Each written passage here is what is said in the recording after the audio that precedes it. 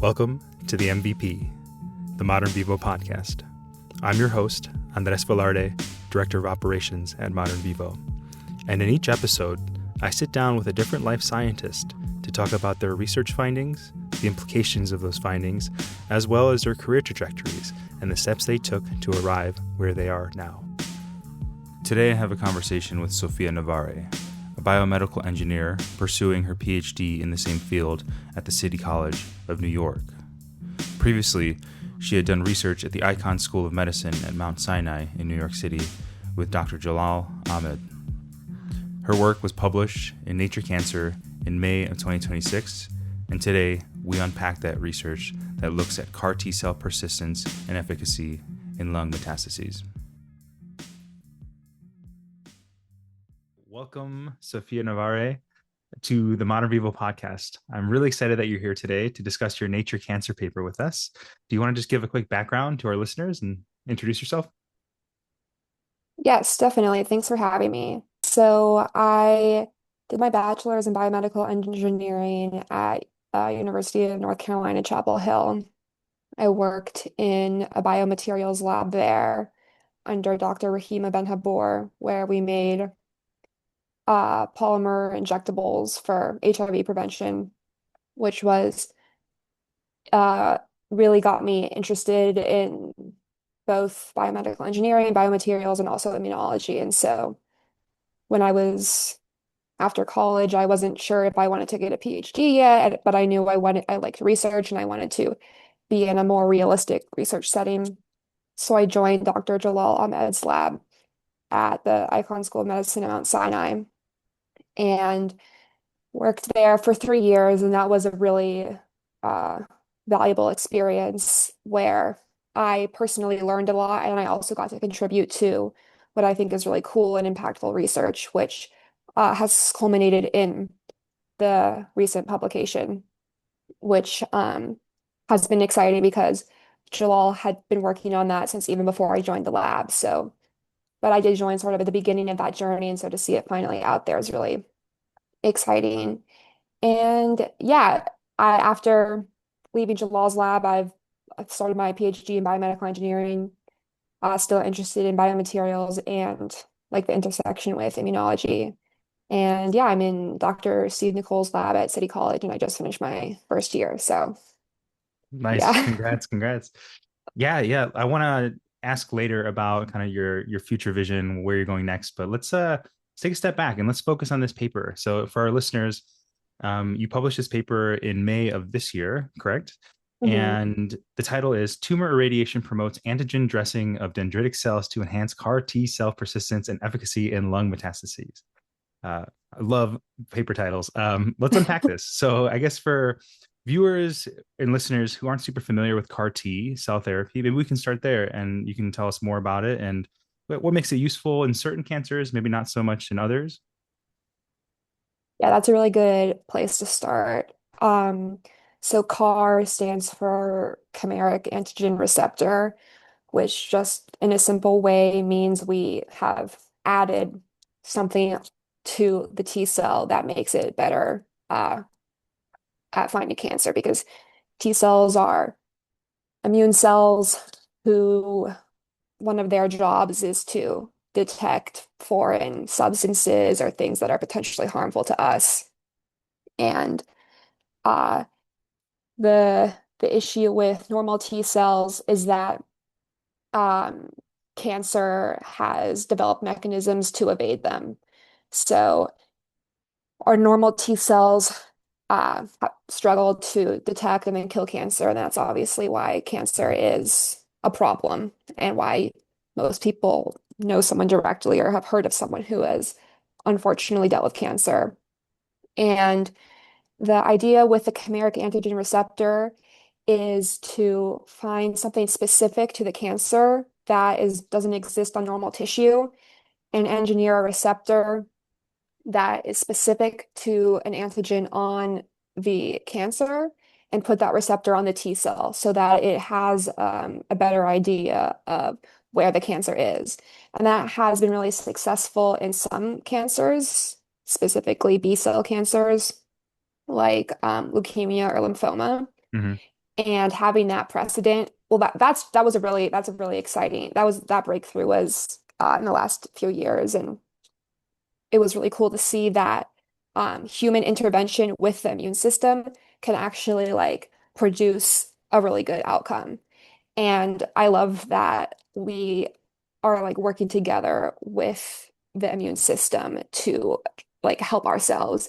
And so now it's become clear, though, that that same success is not going to be as easily, well, not that it was easy to make it happen with B-cell Yeah. cancer, but there are more barriers to getting CAR T-cell therapy to work in other cancers. And we, in my lab, focused on lung cancer, which is one of the more difficult ones to treat. Hmm. And uh, an issue, there are many reasons why it's more difficult, but one of them is that the CAR T cells that make it there that make it to the tumor cells, they don't persist. And so there's been a lot of attention placed on what can we do to change the CAR T cell to make it better at persisting.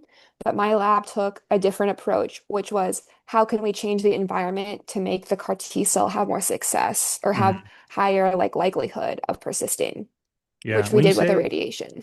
Yeah. When you say persistence, does that like what normally happens to the CAR T cells? Like what do we see? Are they just kind of broken down by the body's immune system and then their constituent parts are cleared away, or what causes it to fizzle out? Do we know? Oh, that's a good question. So, in order for the CAR T cell to um, stay activated in the tumor, it has to be getting signals that are telling it to stay alive and to Hmm. continue doing its job. And so, uh, o often it's just not getting those signals because the uh, antigens that it needs to uh, sort of be connected to in order to get activated are hidden. The cancer hides it from the CAR T cells, so they're Hmm. just not getting what they need. And the CAR receptor enables them to get more of what they need, which enables them then to persist and continue killing the tumor cells. I see. Yeah, Yeah. Okay, so it seems like the main discovery in this paper, and you can correct me if I'm wrong, is that you identify like a mechanism by which you could pair CAR T cell therapy and radiation therapy, and that the radiation actually causes your CAR T cells to stick around longer and keep doing their job fighting the cancer. Do you want to just kind of tell us more about that and how you use your experiment to identify this mechanism? definitely. So, for context, like the PI of my lab, Jalal, is a radiation oncologist. So he's someone who had firsthand seen the benefits that radiation uh, can give to patients. And radiation is also a treatment that has been around for a long time. And so the fact that there is a lot of um, evidence in patients that it's safe is really useful. What's interesting though is like the dose of radiation that we use in our paper is not a treatment dose, it's a palliative dose. Mm, So the um it's the CAR T cells are not persisting better just because the radiation is killing the tumor cells. hmm. It's there's another effect of the irradiation, which it's completely changing the microenvironment of the tumor. So beyond just like tumor, like cancer cells and CAR T cells, there's a ton of other types of cells there. And um, one of which is the dendritic cell, which is a antigen presenting cell that is basically very useful to T cells and is around the tumor microenvironment. And for probably lots of like multiple complicated reasons, which we've only begun to uncover, irradiation is enabling a connection between the dendritic cell and the CAR T cell. Mm, So that I think is the important part of the paper is it's not just radiation is making it easier for the CAR T cells, it's changing what the CAR T cells have access to. And it's I think it's the value of this paper is also that's quite translational because Hmm. the thing we're proposing exists already in the clinic. And like CAR T cells exist already in the clinic. And just um, the new idea to combine these two could, I think, start to change lives like pretty soon. Um, well, we're hopeful, but yeah. Yeah, yeah, of course. And I think we need a lot of hope in an area like this. Yeah, that's interesting. So these dendritic cells, um, yeah, maybe tell me more. So I think in the paper you mentioned something called antigen dressing. And so what is that Yeah. like? The antigens are rubbing off the tumor cells onto the dendritic cells, and then those pass along information critical for the T cells to localize to fight cancer.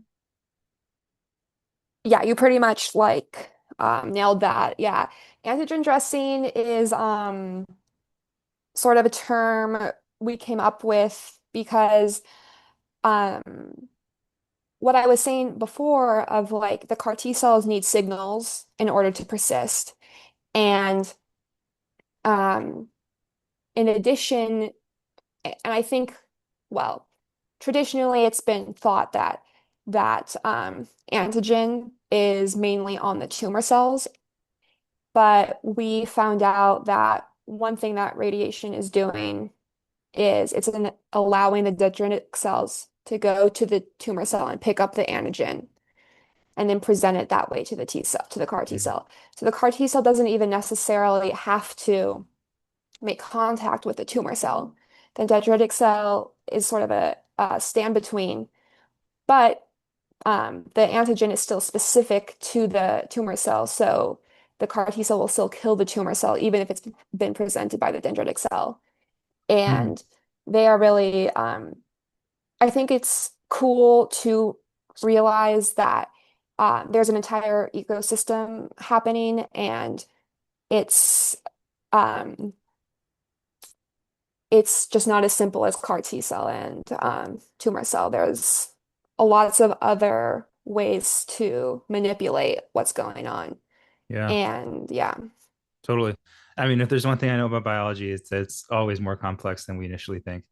Um, yeah, I like think about that every day. I'm always like, I know how complicated it is, but it's just even it's yeah, it's very I think it's cool, but yeah, very cool. I will share the paper with anybody who wants to read more and maybe follow up with you with deeper questions as well. Any final thoughts on this research before I kind of zoom out and maybe talk more about your career as a whole? that's a good question. I think that maybe something to add is that we another thing I think is cool is that this is something that can be broadly, I hope that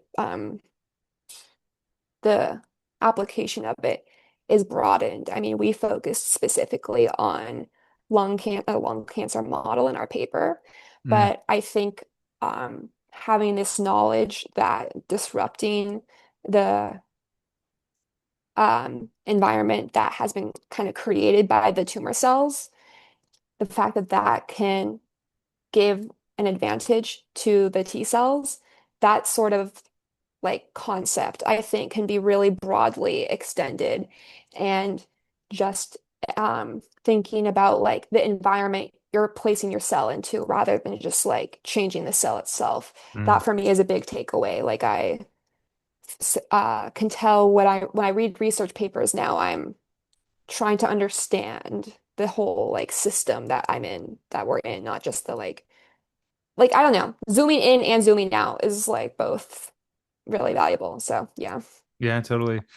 Um, yeah, so tell me more about how this work will or may continue. Like, are you going to continue down this path? What are you zooming in on these days? Good question. So I um made the decision to start my PhD, so I'm no longer like in Jalal's lab, like contributing like in hands-on research ways, but I am really excited to see um the next steps that come out of the lab. I think that I personally am interested in understanding the mechanism more, like exactly. like more precisely um, how the irradiation, what the irradiation is changing and how it's changing it so that the dendritic cells can connect with the CAR T cells. Um, but I think that just because, I mean, that's more of a curiosity-driven question.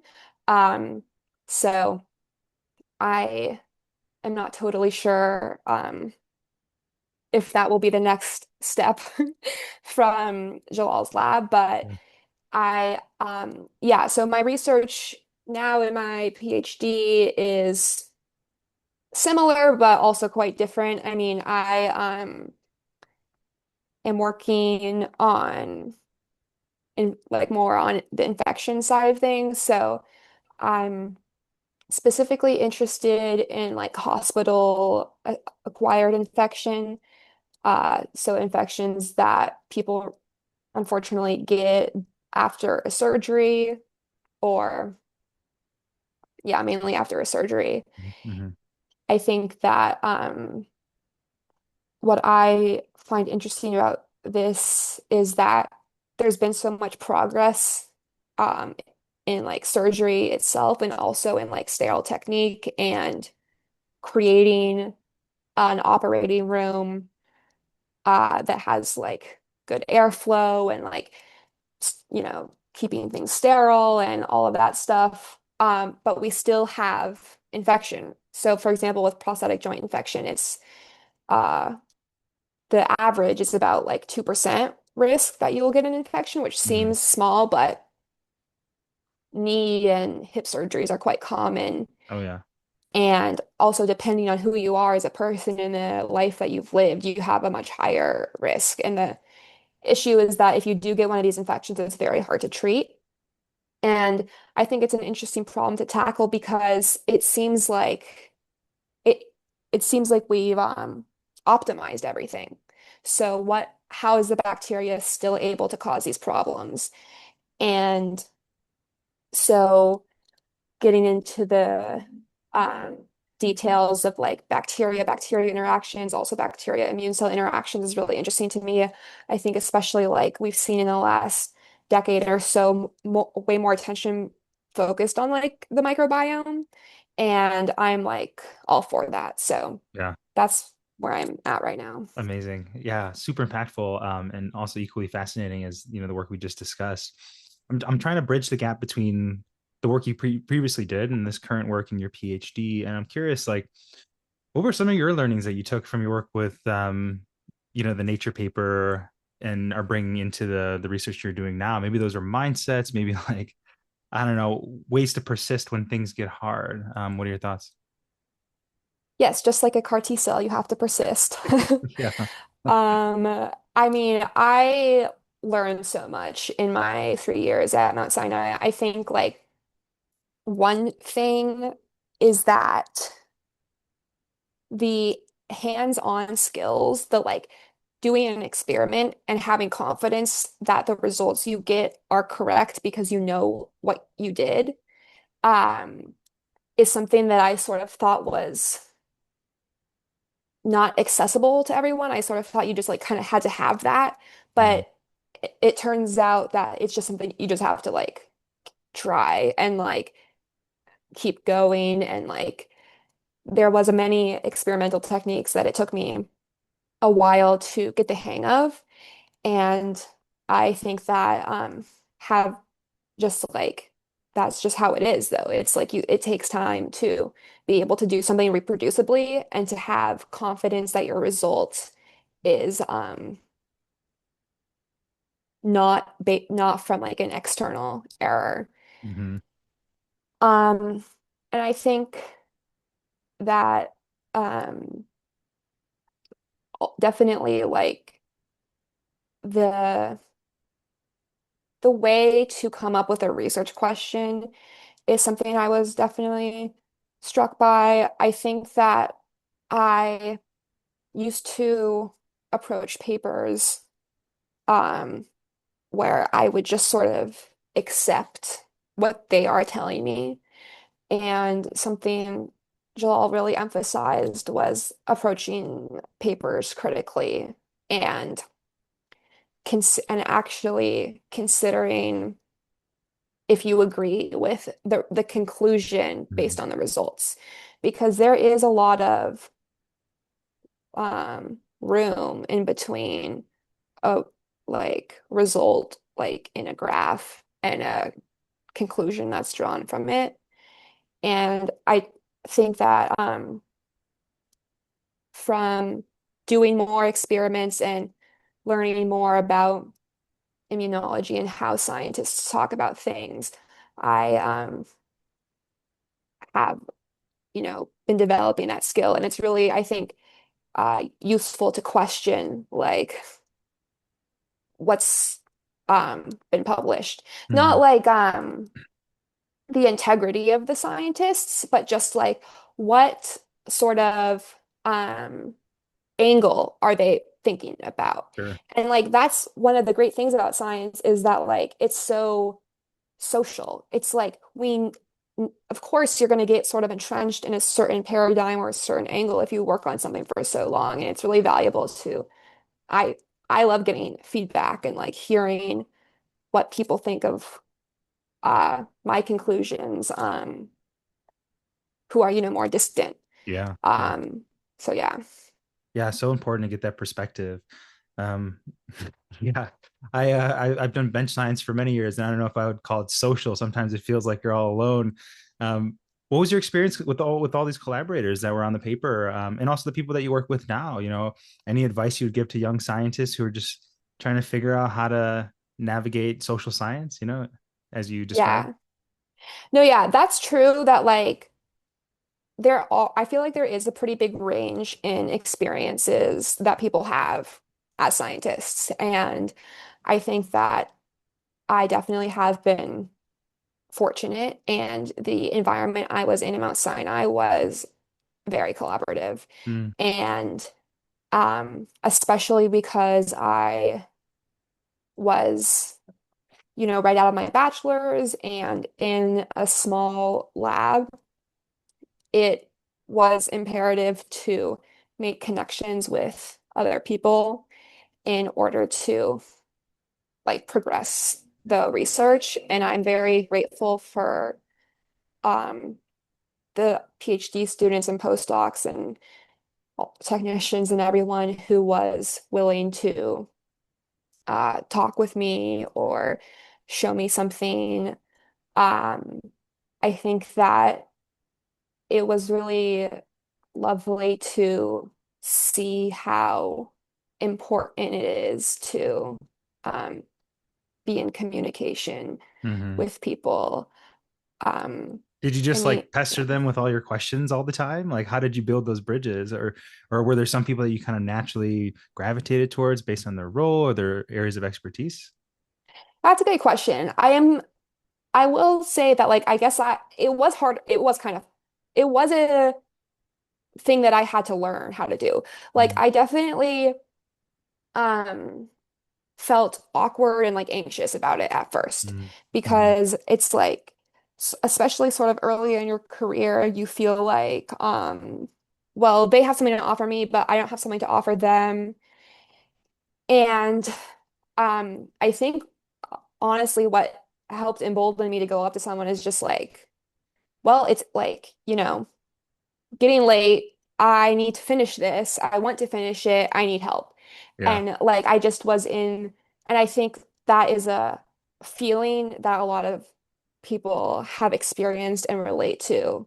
And I just also think that I learned that a lot of scientists understand, like they were also there, um, feeling confused and like unsure of how to do something. And yeah, so it was a pretty supportive environment. Sounds And I like it. definitely like it wasn't always like someone's like dying to help me, but Yeah. you know, if you ask someone to help you and they say yes, you just have to accept that like they have agreed to help me. That's that. I Yeah. try to not like second guess like, oh, should I not have asked? I mean, if they said yes, they said yes. So Yeah, totally.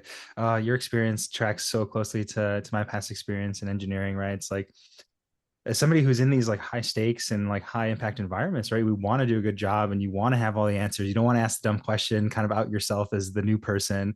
And so oftentimes, yeah, that prevents us from kind of putting our egos aside and be like, actually, I don't know. I need help. Please help me. That was my experience, certainly. Speaking of the transition to the PhD, I'm curious if you can offer any words of wisdom or advice to young scientists who are contemplating that decision. Like, do I go into industry? Do I pursue this PhD thing? Like, how did you think about that? And what would you tell others? Great question. I think that another valuable thing about my experience at Mount Sinai was it gave me the time to learn environments that I thrive in versus environments that I don't feel excited to be in. Mm, In my opinion, everybody, there is an environment or multiple environments for everyone where they will feel confident in themselves and be able to produce good work. And it can be hard, though, to find what that environment is.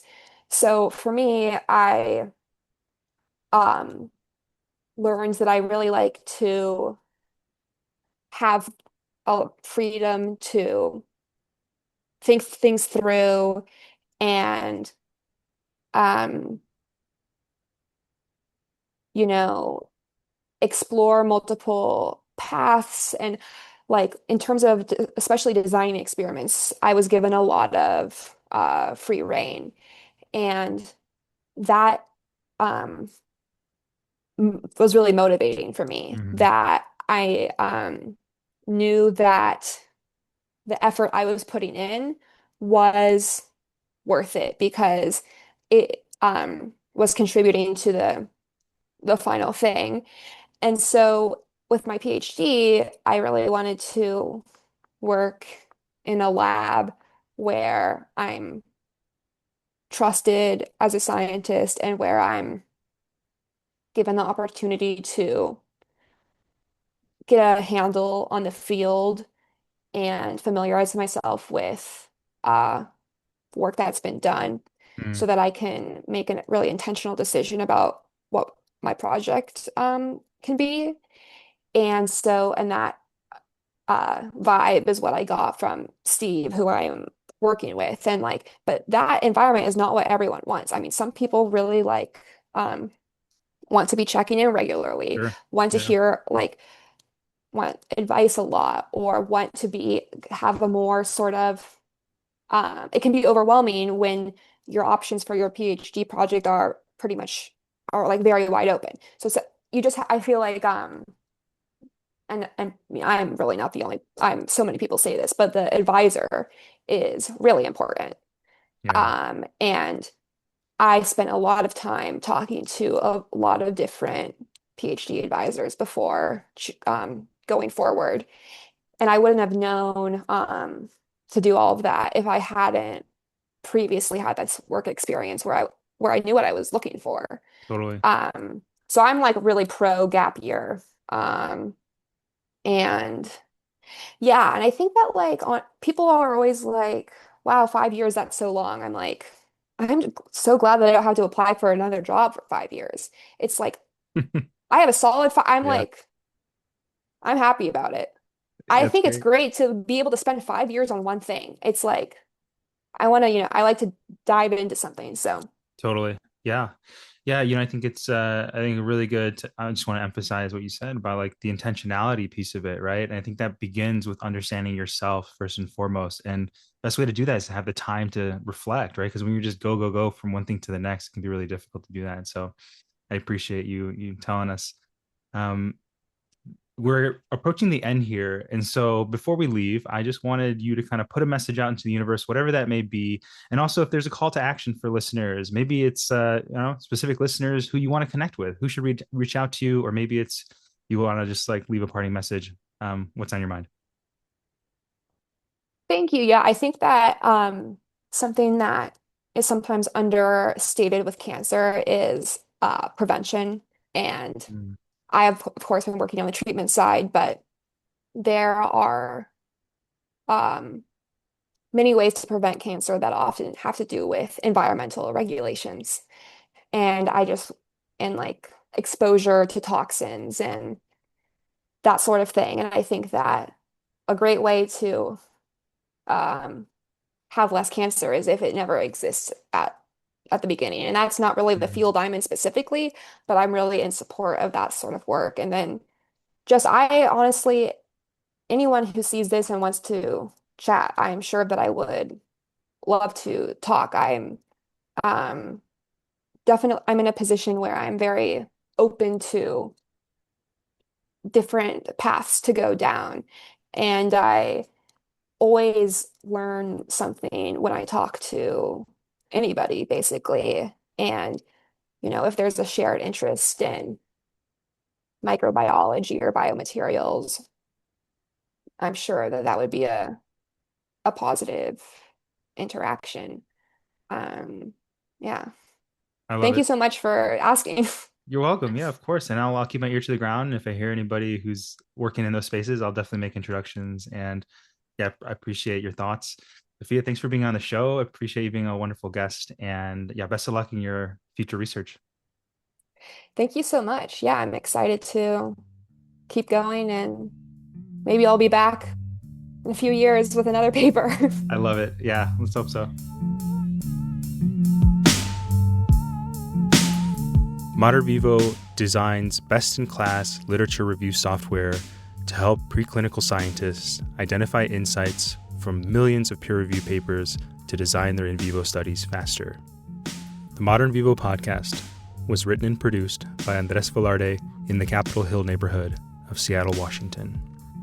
For more information about our guests, please refer to our show notes.